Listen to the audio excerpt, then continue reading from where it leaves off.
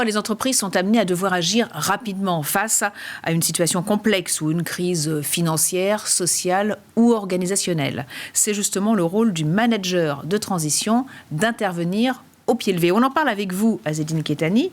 Bonjour. Bonjour. Vous êtes consultant spécialisé en stratégie en organisation en M&A. Vous êtes aussi manager de transition.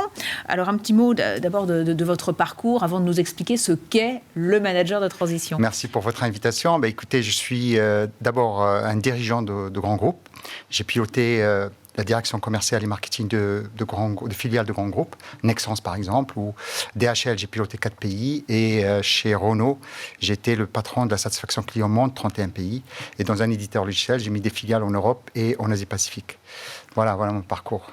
Et aujourd'hui, donc, vous êtes à la fois consultant, bien sûr, et manager de transition. Pour tous ceux qui nous écoutent, qu'est-ce que c'est précisément qu'un manager de transition ? Écoutez, l'entreprise, quand elle a une situation de crise, il y a le départ d'un dirigeant, ou alors elle a besoin d'être accompagnée dans sa transformation et dans son évolution, elle a besoin d'opérationnels, de dirigeants opérationnels qui sont capables de venir et dès le premier jour d'amener la valeur ajoutée. Et surtout, elle va les utiliser pour se dire quelle est la vision, comment on peut transformer ce poste. Donc c'est pour ça que le manager de transition est très adapté à ce genre de situation. C'est souvent en situation de crise qu'il intervient, le manager de transition, ou pas seulement ? Non, pas seulement. Souvent, c'est l'accompagnement de la croissance et de la transformation de l'entreprise. C'est essentiellement les missions qu'on a sur manager de transition. Alors bien évidemment, lorsqu'un dirigeant s'en va et que le processus de recrutement peut prendre du temps, on va prendre un manager de transition pour, justement, comme son nom l'indique, transition sur une période de 3 mois ou 6 mois, le temps qu'on intègre quelqu'un au niveau du recrutement. Alors, parlez-nous aujourd'hui d'une mission que vous êtes en train de mener avec un grand acteur de l'énergie, une mission que vous menez depuis un an, hein, c'est Oui, ça ? depuis plus d'1 an, j'ai le plaisir, et c'est cette entreprise, la BU, la Business Unit Biogaz de ce grand groupe pétrolier, était aujourd'hui dans une phase où ils sont en train de grossir énormément, et donc ils ont besoin de transformation. Et donc, quand j'ai intégré, la mission était d'abord de définir l'organisation des filiales. Donc, c'était un premier axe. Donc, j'ai défini l'organisation des filiales. J'ai suivi l'implémentation et la réussite de cette organisation. Et puis, je travaille aussi sur le plan stratégique à long terme. Après, on m'a demandé de transformer le corporate, tout le groupe, pour pouvoir piloter les filiales, donc c'est ce que j'ai fait. Et puis, troisième mission qu'on m'a donnée, c'est celle de M&A, donc d'être chef de projet pour acheter des entreprises. Et c'est ce que j'ai fait dernièrement. Et voilà, c'est les missions que j'ai faites depuis plus d'1 an. Et qu'est-ce qu'apporte là, très concrètement, le manager de transition que vous êtes ? Quelles sont les expertises que vous apportez ? Alors, c'est des expertises larges. Une des expertises que j'utilise beaucoup en ce moment, c'est le coaching one-to-one. Donc, c'est un manager de transition. Comme je suis neutre, j'arrive à amener une vision multi-industrie, puisque j'ai travaillé dans plusieurs industries. Et donc, pour constituer cette transformation de l'organisation, c'est pas simple, hein. Vous transformez les filiales, vous transformez toute l'organisation.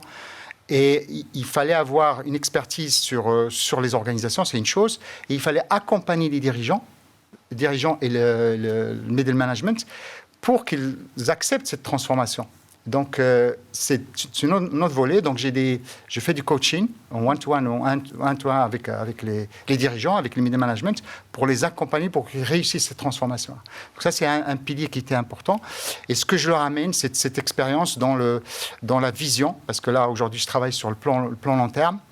Et ça, c'est quelque chose de très intéressant pour eux, parce que je suis aussi bien opérationnel que stratégique. Et ça, c'est quelque chose qu'ils n'avaient pas aujourd'hui. Et vous avez dit, je suis neutre, ça c'est important. Donc le fait comme ça d'être extérieur, d'être neutre, vous pouvez faire passer des choses plus facilement que quelqu'un qui sera en interne ? Exactement. Une des motivations pourquoi je suis devenu indépendant, c'est pour me défaire, pardon de dire ça comme ça, mais me défaire de cette politique, les enjeux politiques à l'intérieur d'une entreprise.